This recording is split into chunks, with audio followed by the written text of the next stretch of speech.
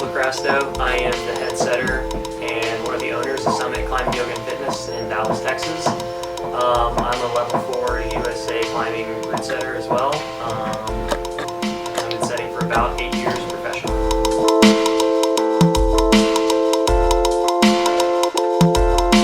Basically what we do is we use colors to indicate the grades. So yellow for us is 0 and 1, green is 1 and 2, so on and so forth. So from a route setting standpoint, it frees you up a little bit from having to nail down a grade because you can kind of fluctuate between two numbers. And we hear a whole lot less complaining about grades now. Occasionally we hear, oh, this orange should have been a purple or something like that. But for the most part, people without the number don't know what they're getting on. And it helps them, I think, appreciate the rock climb for the right reasons, not the wrong reasons. They don't walk around and look for the right number. At the same time, you could come in and go, well, I climb B3 and B4, so I'm on blues, and you can easily stand back in the gym and pick out all the blue climbs and go, there's a blue one I want to do, there's a blue one I want to do, I'm going to warm up on this yellow, this red, that green. So from a distance, it allows you to kind of take in what's on each wall and where you might want to go next. Thick skin for forerunning and for listening to feedback. So that and maybe a drill.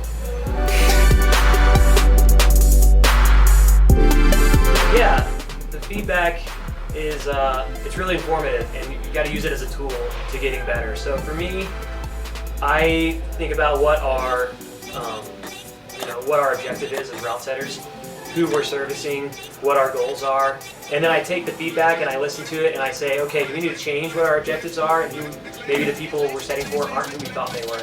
Maybe their tastes are different than we thought. And then from that point forward, maybe we create a new philosophy, a new theory, and move forward. And maybe not. Maybe we just decide, you know what, the product we're putting on the wall is what we want to stand behind.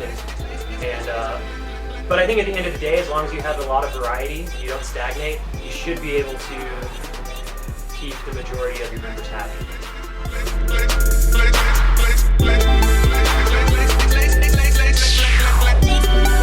It's probably the people I work with. That's my favorite aspect because we work as a team. We're all pretty good friends, we know each other pretty well, and we keep it fun, I don't think there's many jobs out there where you just go in with your buddies and get to be creative and crack up at work all day and shut up. I mean, we get to work and we stay busy and we get it done, but we definitely enjoy it. So that's probably the best thing about it for me.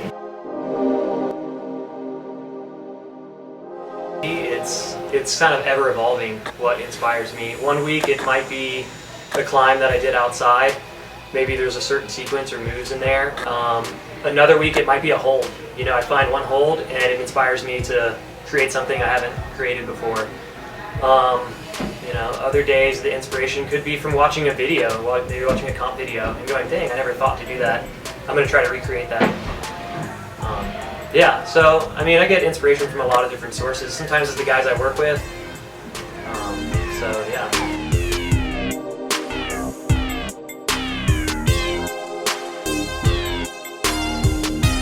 My top 3 favorite holds of all time.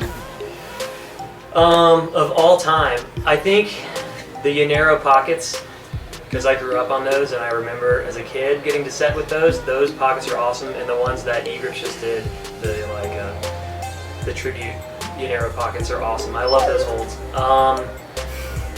Other than that, I think also bubble wrap shapes. Pretty much anything Typhus has made has been up there for me. The wave bubble wrap or the original bubble wrap. top 3.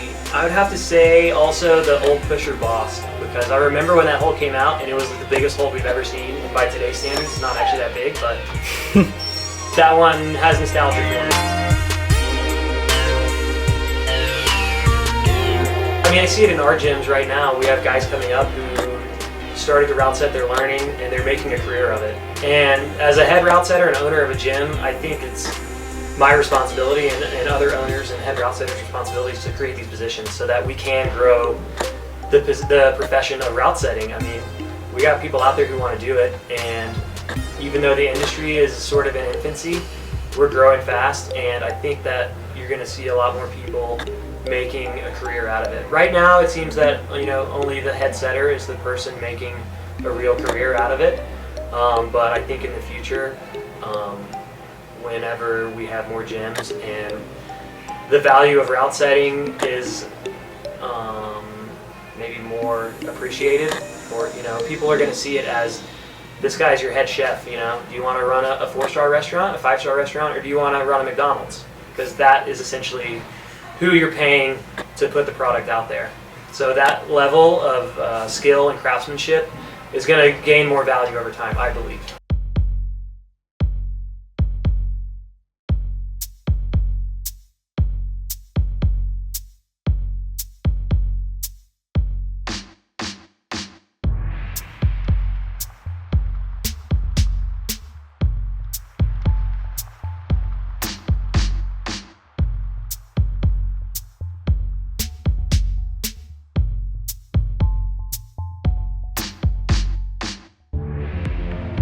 Hope you enjoy the video. Come to Dallas, climb on our routes, let us know what you think.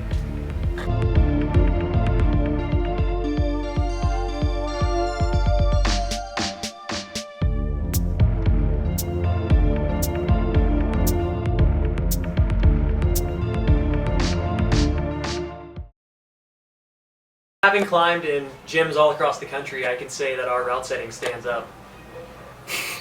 Yes.